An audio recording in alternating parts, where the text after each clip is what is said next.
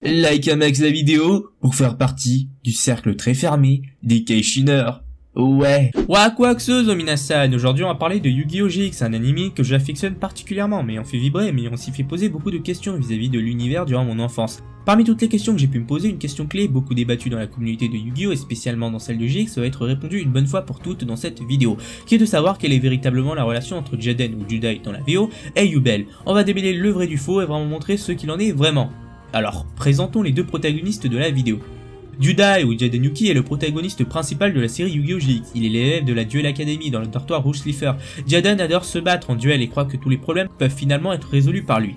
Il montre toujours du respect envers ses adversaires à quelques exceptions près, les complimentant même pendant un duel. Jaden montre peu d'intérêt pour les choses se passant en dehors d'un duel. Il montre un manque de connaissances dans les secteurs en dehors d'un combat en duel. Il ne se soucie pas de ce que pensent les autres envers lui. Son attitude et son manque de pensée l'entraînent dans des situation assez périlleuse quelquefois. Cependant, il montre de temps en temps des signes d'intelligence. Un des traits communs de Jaden est qu'il tend à faire des blagues ou des calembours, même dans certaines situations où cela n'est pas approprié. La plupart des blagues qu'il fait sont liées au duel. Jaden est également très fidèle, il est prêt à risquer sa vie pour les sauver. Et ainsi, ceci est finalement exploité dans la saison 3 par Yubel, un monstre humanoïde obsédé et possessif envers Judai, l'ayant abandonné par le passé.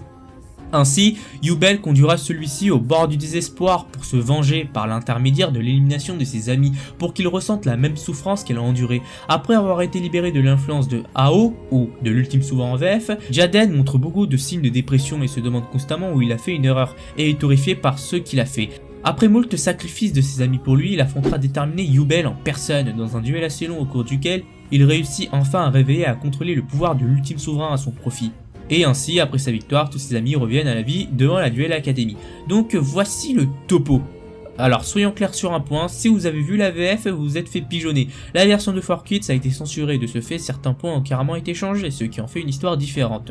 Donc cassons un mythe absurde, Yubel n'est pas un homme.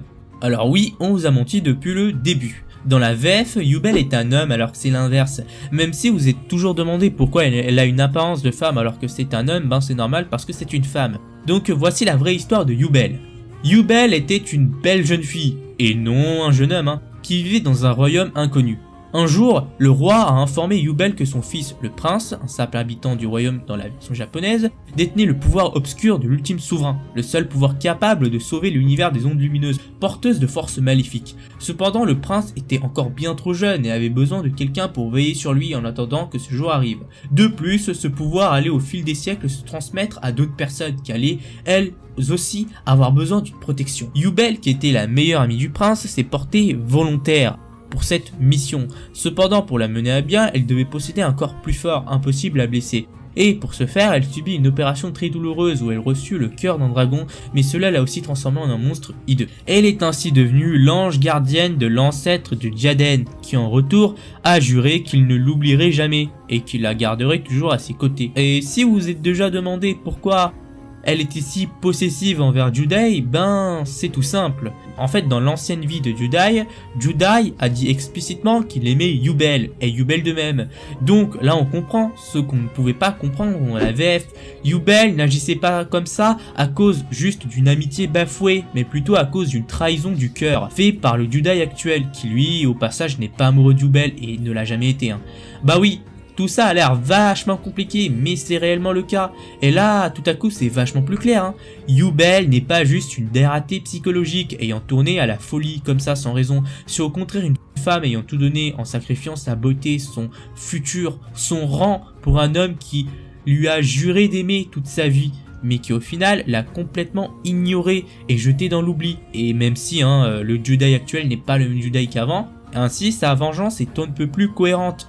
Jaden, se rendant compte de tous les sacrifices qu'elle a faits pour lui, il décida de la pardonner et à fusionner avec elle. Ainsi, elle restera à ses côtés pour l'éternité, dans un acte final qui marquera la fin de Yu-Gi-Oh! GX en Occident. Qui marquera aussi l'apaisement de la folie de Yubel et la fin de l'innocence de Jaden, étant jusque-là toujours un gamin, n'ayant pas vu le poids de ses responsabilités. Ainsi, dans l'ultime saison de la série, Jaden revient avec classe et développe des perspectives beaucoup plus cyniques. Il devient beaucoup plus sérieux. Il se trouve incapable d'avoir du plaisir à se battre en duel et essaye de finir ses duels aussi rapidement que possible, chose qu'il n'aurait pas fait avant.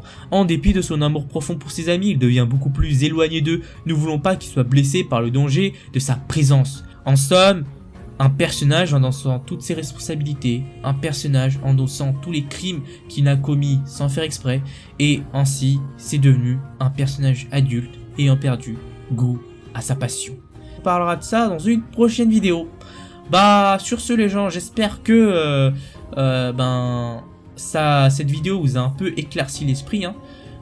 Sur ce les gens, j'espère que cette vidéo vous aura plu, et sur ce, à la prochaine.